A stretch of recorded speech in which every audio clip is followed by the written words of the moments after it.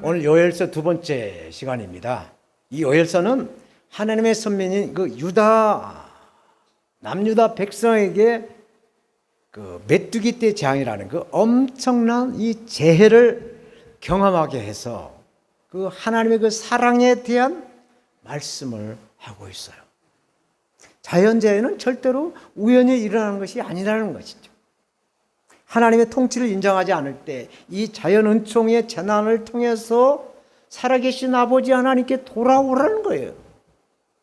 하나님을 경외하고 하나님을 의지하고 하나님을 믿고 따라오라는 말씀을 이 요엘서를 통해서 말씀하고 있는 것입니다. 그래서 하나님의 그 신호, 이 요엘 선지자를 통해서 하나님의 그 마음을 전달해 주고 있는 것이죠. 메뚜기 재앙이나 이 전쟁으로 심판하신다라는 경고의 말씀을 하고 있는 것이죠.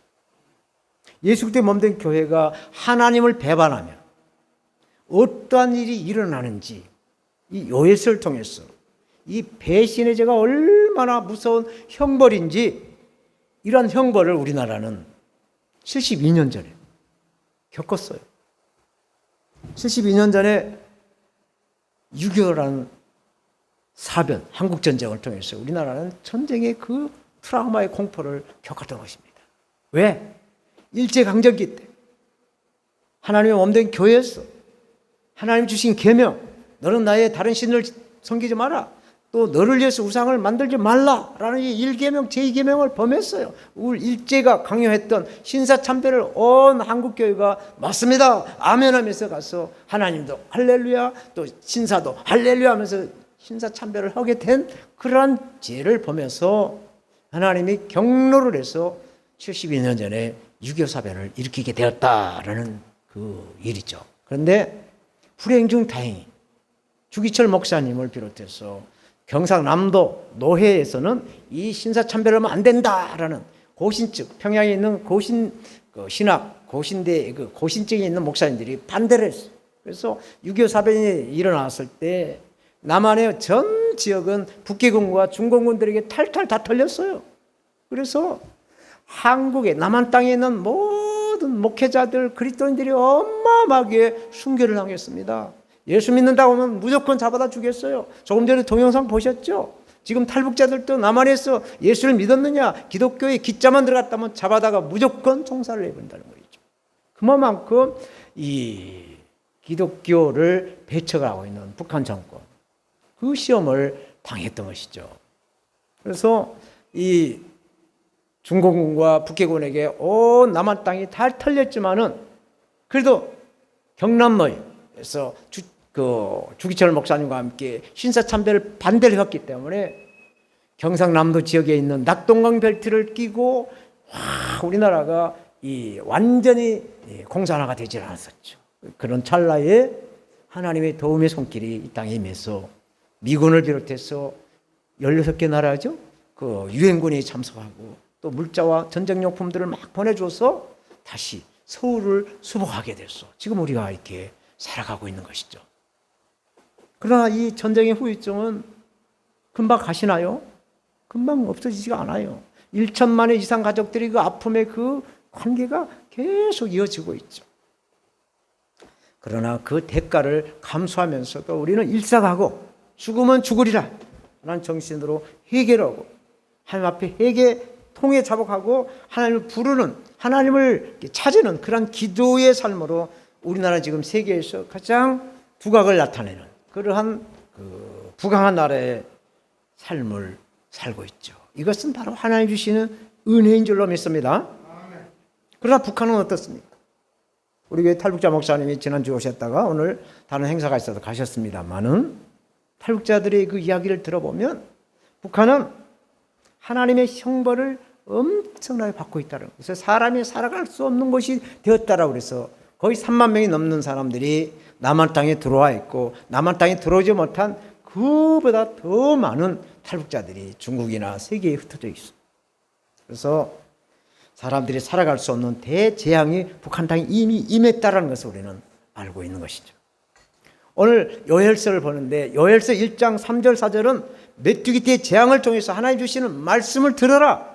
그 말씀을 듣고 행하면서 너희 자손들에게 알려줄 것을 명령하고 있어요. 열세 1장 3절 4절에 보면 너희는 이 일을 너희 자녀에게 고하고 알리고 너희 자녀는 자기 자녀에게 알리고 그 자녀는 후시대에 알려서 팥중이가 남긴 것을 메뚜기가 먹고 메뚜기가 남긴 것을 느치가 먹고 느치가 남긴 것을 황충이 먹었다라는 것을 자산대대로 알려서 하나님의 심판을 경각시켜주고 있는 것이죠. 그래서 하나님의 말씀에 불순종해서 받는 심판을 상기시켜주라는 거예요. 깨닫게 하라는 겁니다.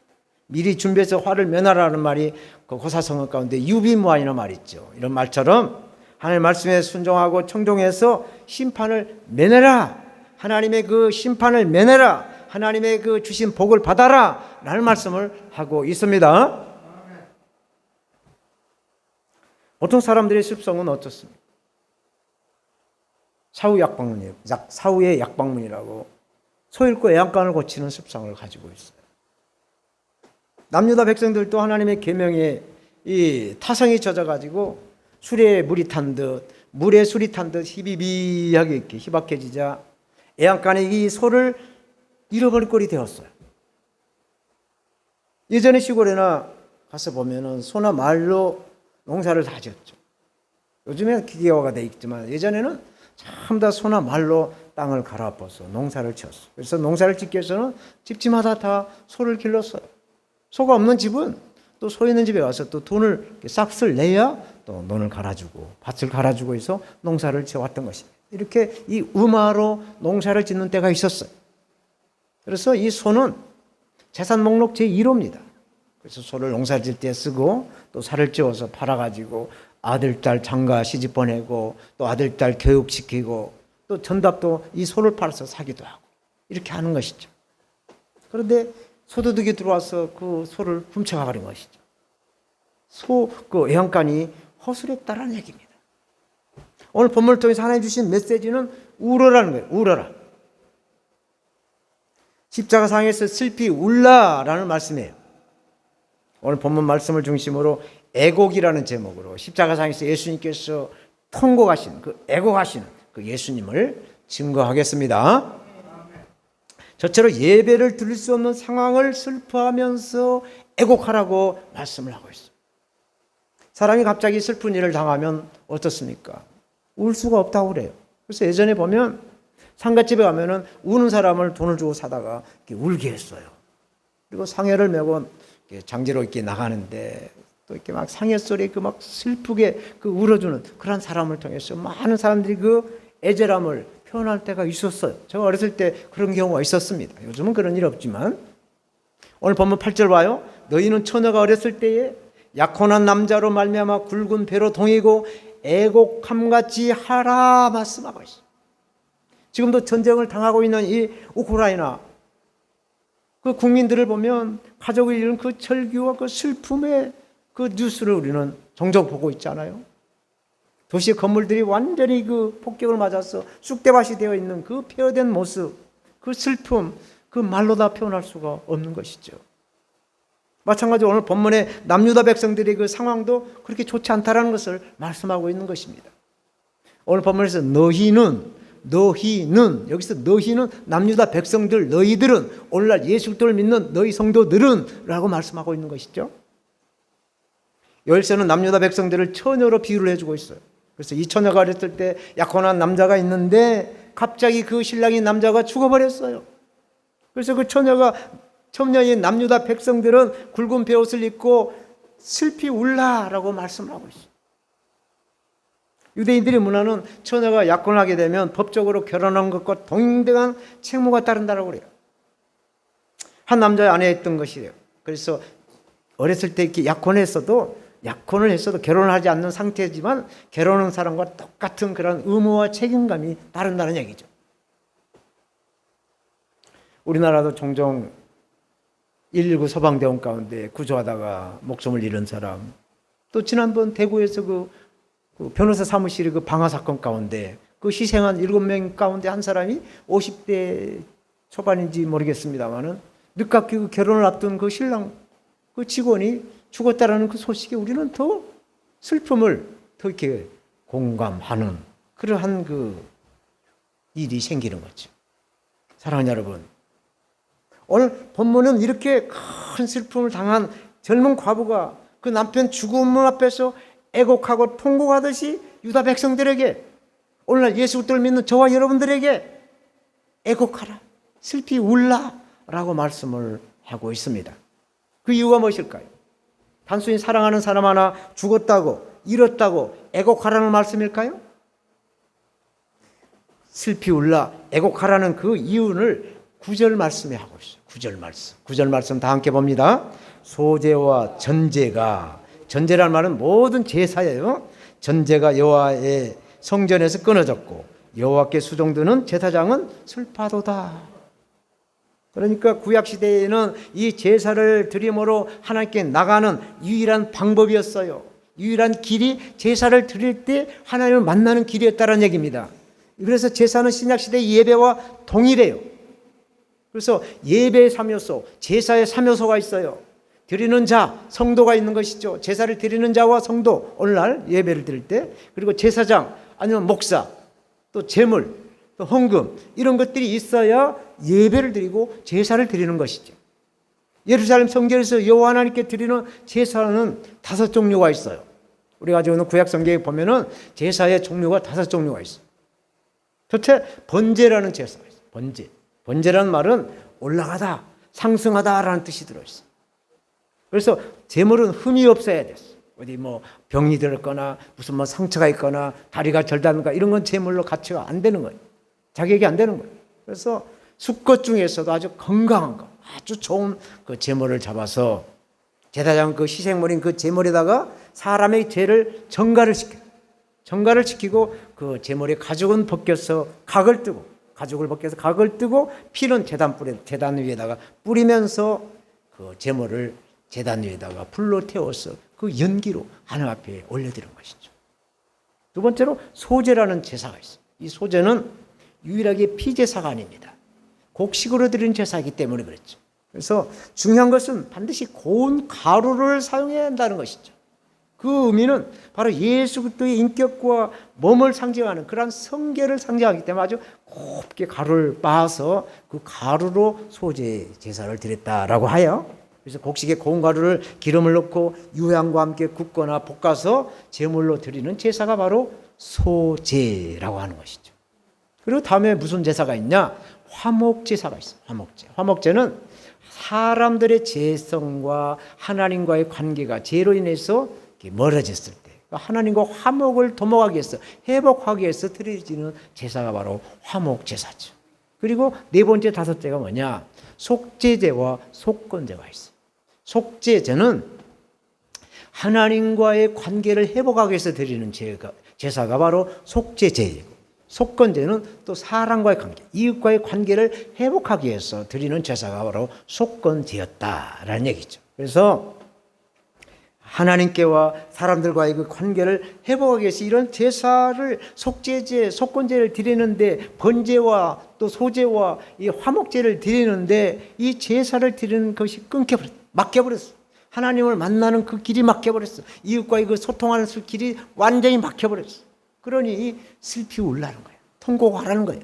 통곡하라는 말은 회개하라는 것이죠. 그래서 하나님 앞에 다시 무릎 꿇고 통에 자복해서 돌아오라는 말씀을 하고 있는 것이죠. 이런 제사를 통해서 우리가 관계가 회복되고 은혜를 누리는 것이죠. 그런데 남유다 백성들은 이 죄로 인해서 하나님께 나가는 이 통로가 꽉 막혀버렸어. 완전히 막혀버렸어. 제가 건설업을 하고 있을 때 IMF 1997년 11월경에 IMF를 만났어요. 98년도에 아무것도 할 수가 없었어요. 모든 게 다 스톱되더라고요. 여기 한 분도 건설업에 종사하시는 분 계십니다마는 당시 1997년도 8년도에는 모든 것이 다 올 스톱됐었어요. 그렇게 웅청망청 잘 돌아가던 경제가 이 IMF라는 이 철퇴람을 맞고 나니까 모든 게 다 된소리를 맞게 되었어요. 움직이질 않고 있어요. 못 움직였죠. 돌아가질 않기 때문에. 그런데 기도원에 가서 기도를 하는데 사방이 다 막혔어도 하늘은 열려 있으니 살아계신 하나님께 기도하라. 그러면 하나님께서 응답 주신다라는 그 기도의 말씀, 하나님의 음성을 듣고 하나님께 부르짖었어요. 그래서 모든 게 다 막혀 있을 때 하나님을 찾았어. 하나님을 찾고 하나님을 부르니까 하나님께서 그 다음에 저에게 축복을 주셨어. 그래서 그냥 하나님의 은혜를 누리게 되는 그러한 복을 받아 누렸어요. 하나님 감사해요. 진심으로 감사합니다. 하나님. 하나님은 어제나 오늘이나 영원토록 동일하신 하나님이신 줄로 믿습니다. 사랑하는 여러분, 성경에서 말씀한 이 죄, 또 세상에서 말한 이 죄의 차이가 무엇인가에 대해 잠깐 말씀을 드리겠어요. 성경에서 말씀한 죄는 먼저 원죄가 있어요. 그리고 자범죄와 고범죄가 있고 또 용서받지 못할 죄가 있다라고 성경은 말씀하죠. 그러면 원죄는 무엇인가?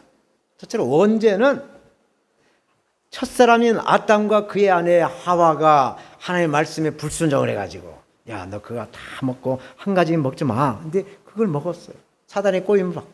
그래서 하나님의 말씀에 불순종을 해서 그 죄가 아담의 후예로 있는 우리가 그 죄가 전가가 됐어요. 우리에게는 죄성이 들어있어요. 그래서 사도 바울이 기록한 로마서 5장 12절은 한 사람으로 말미암아 죄가 세상에 들어오고 죄로 말미암아 사망이 왔나니 이와 같이 모든 사람이 죄를 지었으므로 사망이 모든 사람에 이르렀다 말씀하죠.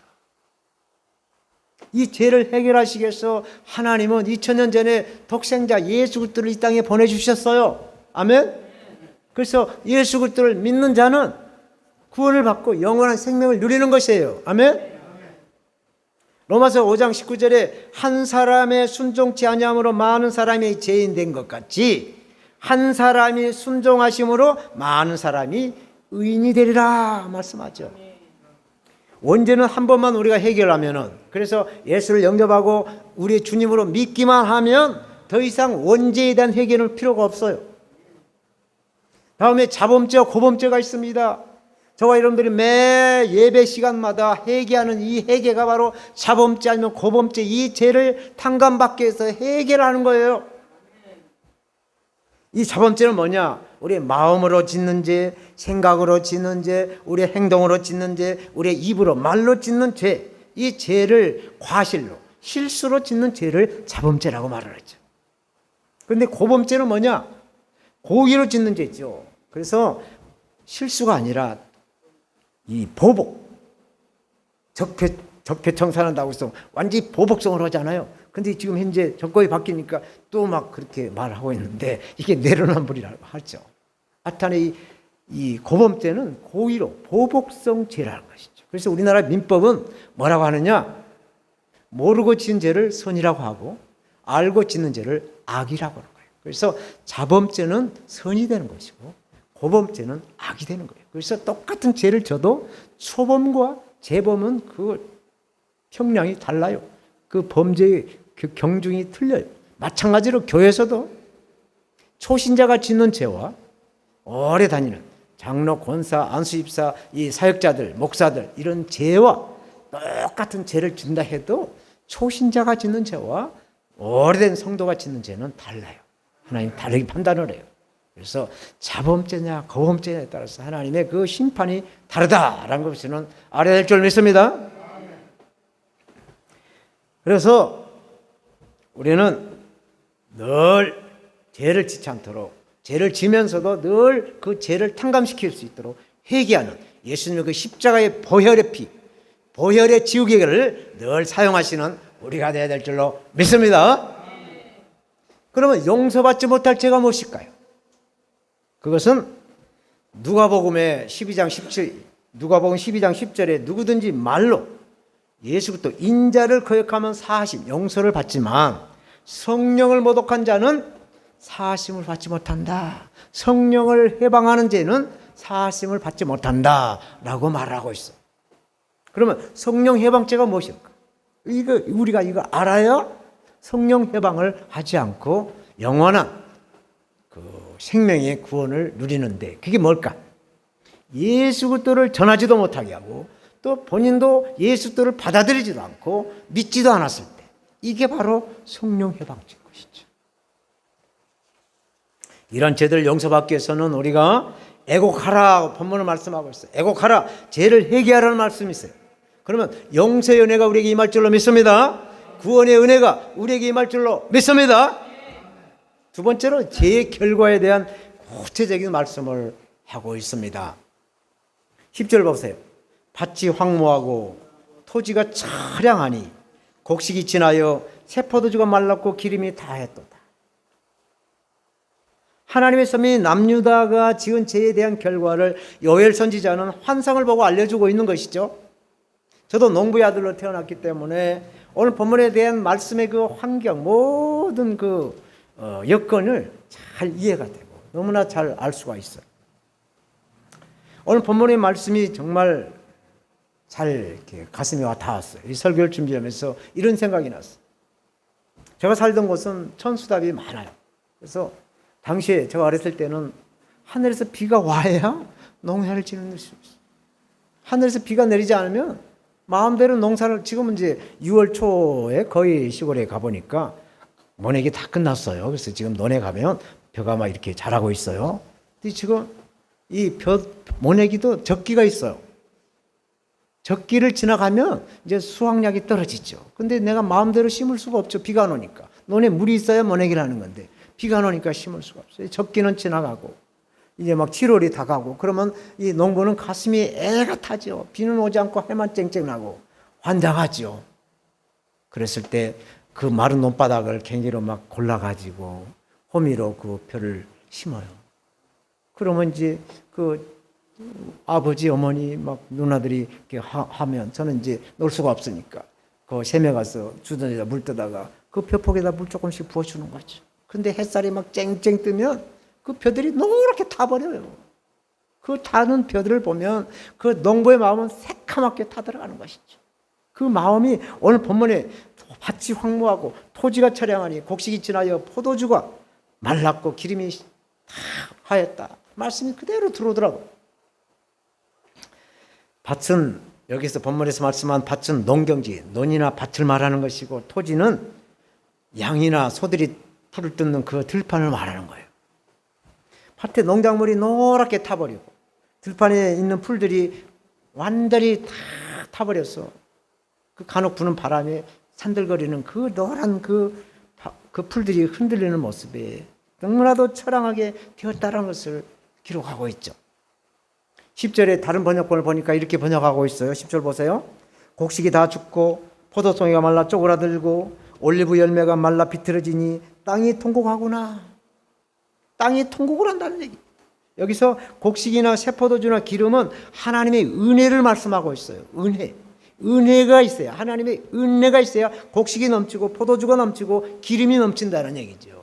이 말씀은 신명기 7장 13절에 이렇게 말씀하고 있어요. 곧 너를 사랑하시고 복을 주사 너로 번성케 하시되 내게 주리라고 내 열조에게 맹세하신 땅이 있어 내 소생에게 은혜를 베푸시며 내 토지의 소산과 곡식과 포도주와 기름을 풍성케 하시고 내 소와 양을 번식케 하시리라.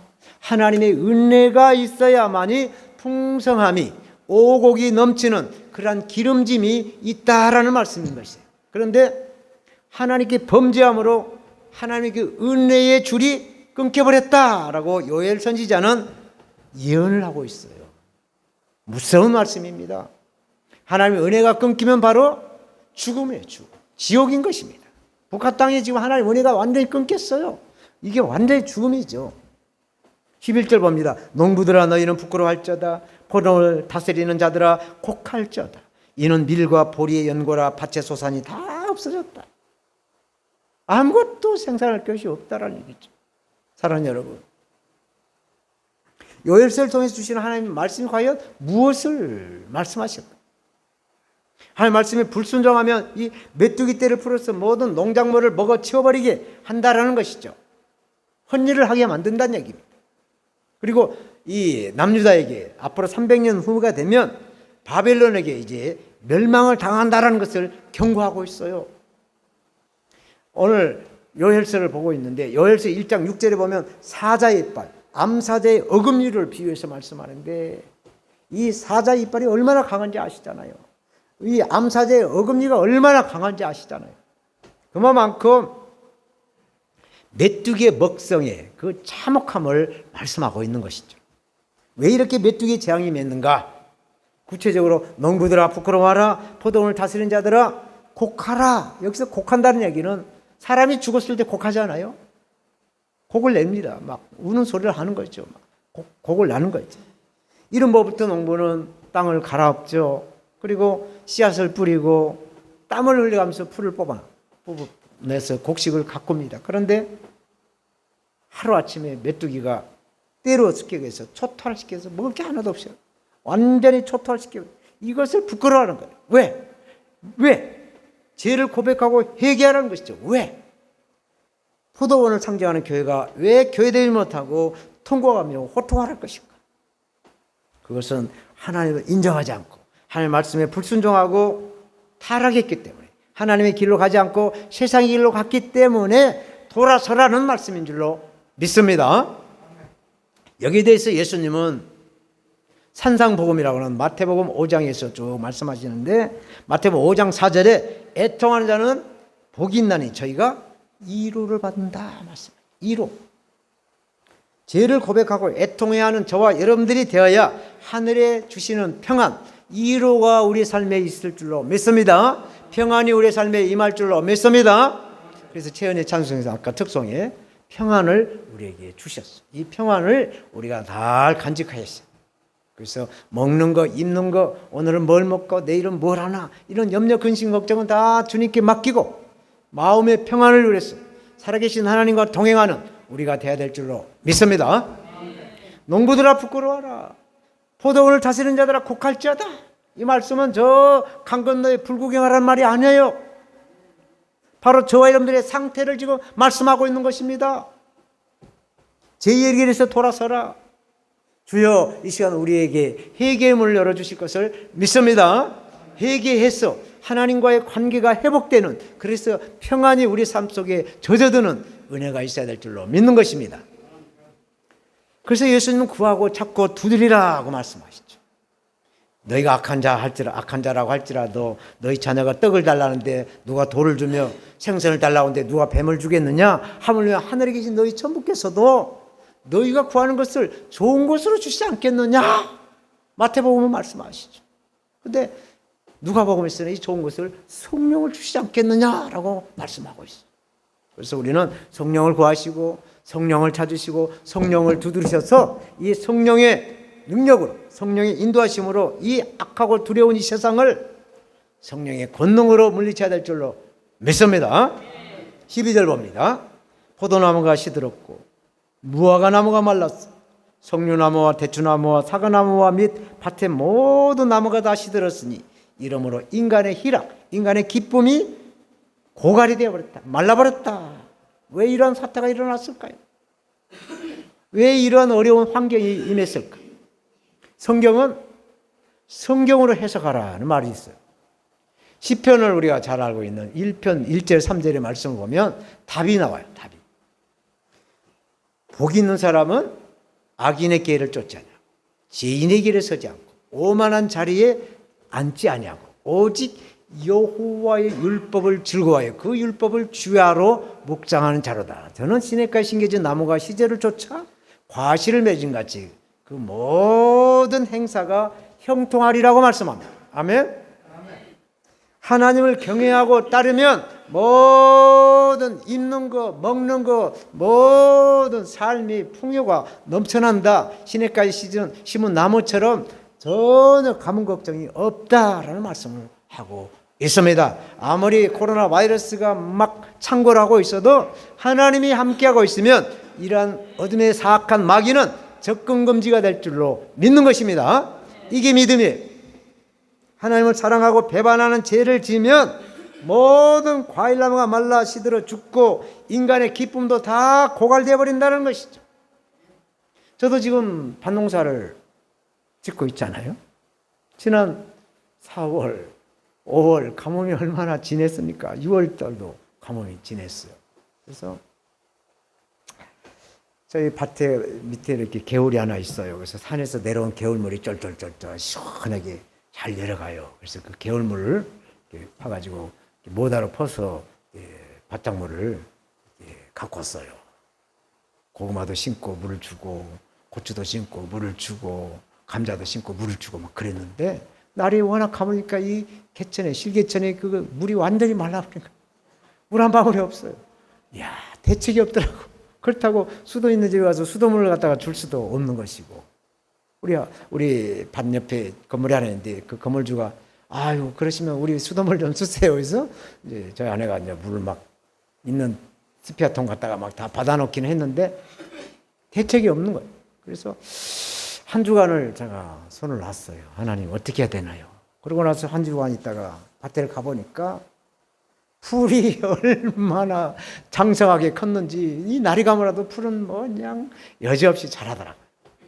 그래서 이제 우리 아내가 이 우물을 파는 걸 연구를 하느라고 유튜브를 검색해보고 막 이렇게 지혜를 저에게 줘요. 저도 한 20여 년 건설업을 했던 그 지혜를 다 동원해가지고 이제 샘을 지난 월요일 날, 지난 6월 13일 날 샘을 팠어요. 개천에다가. 샘을 팠는데 과연 물이 나올까 하고 팠는데 한 50cm 파들어가니까 물이 막 솟아나는 거야. 물이 나는 거야. 그래서 이제 조금 더 파들어가니까 막 그냥 팔 수가 없어요. 그래서 물을 퍼내고 또 파고 퍼내고 파고 해서 한 1m 한 50 정도 팠어요. 파가지고 조그마한 그 고무통 물 한 10바켓 들어가는 고무통을 딱 관정을 넣고 그 안에다가 이제 돌짝을 다 해서 흑안들어오게 해갖고 덮어놓고 그 물을 품었는데 한 10분? 15분 정도 품어도 그 정도 되면 떨어질 정도로 물이 나더라고. 그래서 그냥 그 물을 주니까 옥수수, 또 고추, 호박, 고구마, 감자 막 여기다 막 물을 막 주니까 얘들이 바람 부니까 막 춤을 추는 거예요. 야, 그래서 하늘은 스스로 돕는 자를 돕는다라는 말처럼 그 다음날 비가 완전 해갈되지 않았지만 한 3, 40mm 비가 왔잖아요. 그렇게 해서 이 해갈을 우리 박곡식의 해갈을 느끼는. 그래서 저와 여러분들도 영혼의 가람이 성령의 담비로 해갈이 되시기를 축원합니다. 축원드립니다. 예수 그리스도 이름으로 죄악의 결박을 풀어내시고 사탄 마귀를 쫓아내는 역사로 오늘 본문에서 말씀은 이 재앙을 이기셔야 될 줄로 믿습니다. 메뚜기의 재앙, 전쟁의 재앙, 우리에게 건강이 침하는 이 건강의 재앙, 물질이 약하면 물질의 재앙, 가정 파탄의 재앙, 나사렛 예수로 박살내고 성령의 권능으로 승리해서 다시 오실 예수를 맞이하는 거룩한 신부가 되어야 될 줄로 믿습니다.